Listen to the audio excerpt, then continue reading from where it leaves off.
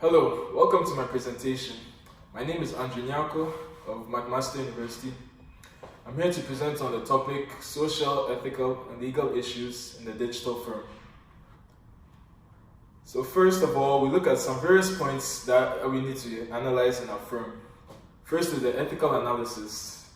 This helps us to look at how we analyze situations when we're confronted with them in our firm. The second is ethical principles. So once the analysis is done, we need certain principles or rules that will help us to make a decision concerning the situation faced. Some of the principles include the golden rule. So there are about 6 of the principles. The first is the golden rule, which states that you do unto others what you want others to do unto you. The second is Immanuel Kant's categorical imperative. That states that if the action is not right, it should not be taken at all. Next is Descartes' rule of change, which states that if an action cannot be taken repeatedly, it should not be started at all.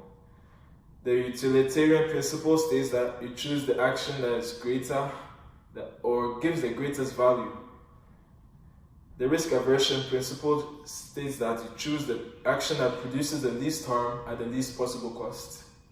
And the no free lunch rule states that any work that you find has an owner, and that's there's an owner for everything that you find. So next is the moral dimensions of the information age. There are 5 of them. The first is the information rights and obligations. There are property rights and obligations, system quality, accountability and control, and the quality of life. First of all, we'll look at the information rights, and we'll go into detail of this much later on. So in 2000, the Canadian Parliament passed the PIPEDA law. As you can see, the PIPEDA stands for Personal Information Protection and Electronic Documents Act. This act provides certain principles to organizations to govern the collection of personal information on individuals. And it allows individuals to give consent as to whether their personal information should be released to public or for any other use. There are a few internet challenges we face. The first one is cookies. Have you ever noticed that whenever you're browsing on the site, there's a sudden pop-up that asks you whether you want to allow cookies onto your page? This is to confirm the transmission of cookies to your user computer. Cookies are a small piece of data that is stored on your computer and allows a person from another server to track all your information and all your movements on your computer. Now, these days, most web browsers get money from companies paying for advertisements, so the use of cookies is very helpful for them. Next of all, we look at the property rights and obligations, and this helps us to look at what intangible property is. Intangible property are the properties that we cannot see or touch. And protecting the intangible work made by individuals has become a bit more difficult these days because of the ease of copying and distribution of information. So now there are 3 main laws to protect the intellectual property of people, namely copyrights, patents, and trade secrets. Copyright protects books, music, artistic work, and many others, and it lasts for about 50 years. Patents covers electronic devices and machines mostly, and lasts for about 17 to 20 years. And trade secrets is when an intellectual work is kept secret for a while until it is released to the public. And that usually lasts for an unlimited amount of time until the secret is released to the public.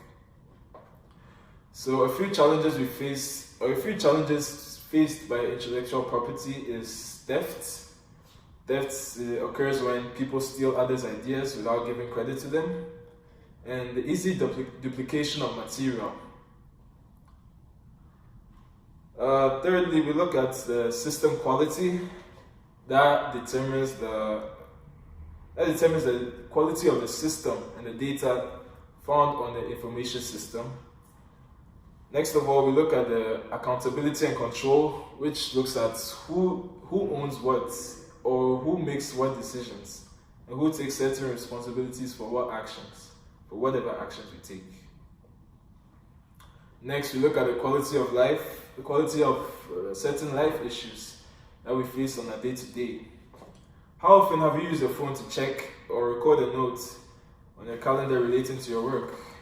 Now mobile phones and technology has become a vital part of our lives, and we use it for everything, almost everything.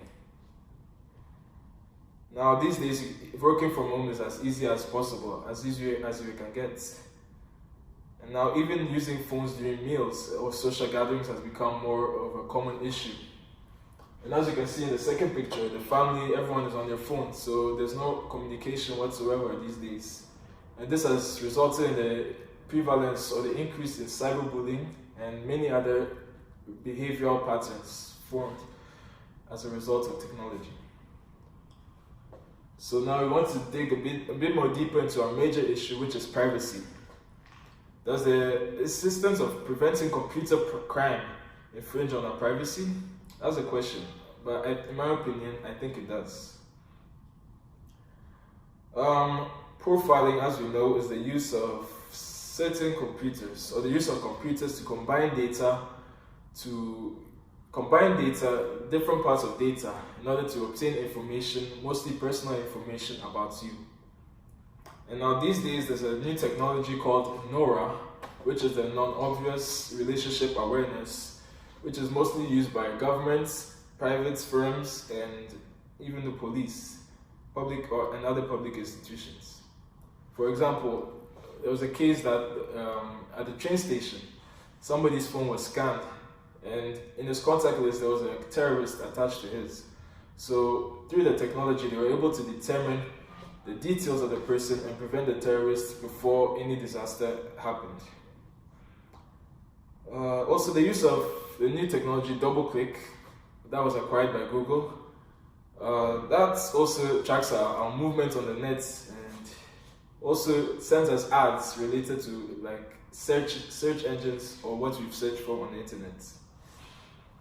So next we look at computer crime. Computer crime is basically any act or any illegal act or any crime committed using the internet.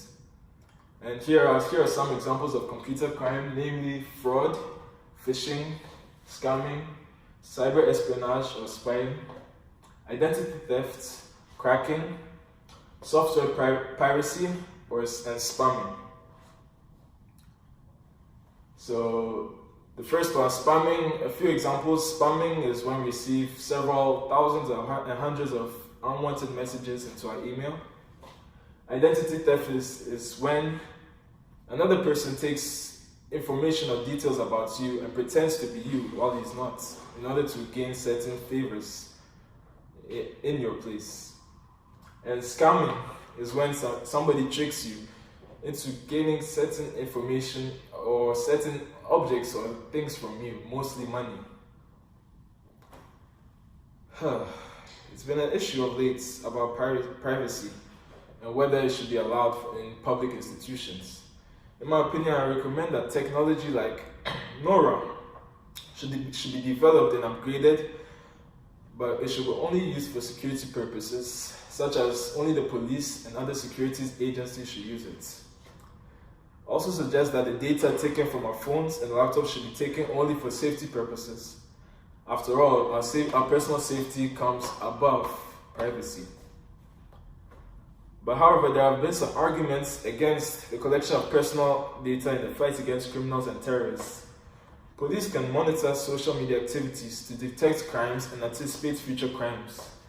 But some people are not comfortable with the idea that people are tracking them on their social media, whether on Facebook, Instagram, or any other sources. However, I think the monitoring of social media activity is good because it helps to prevent crimes and many more bad things from happening to us, and it ensures that we live in a safe and peaceful environment and society. Last of all, I want to look at a few health risks associated with the excessive use of computer systems And if you use computer systems for a long time, the following things may happen. The first is repetitive stress injury, RSI, mostly pain in the neck strain, vision problems, and technostress. Therefore, monitoring the amount of time we spend on technology is very important to help us minimize acquiring certain pains in our body and issues. This brings us to the end of the presentation, and I would like to thank you for your attention. I also like to thank my instructor, Mrs. Ciparoni, for the opportunity that she's given us to teach us, and also all the help that she's given us along the way. And I look forward to having and participating in many more courses in the accounting program. Once again, my name is Nyarko. Thank you for listening to me.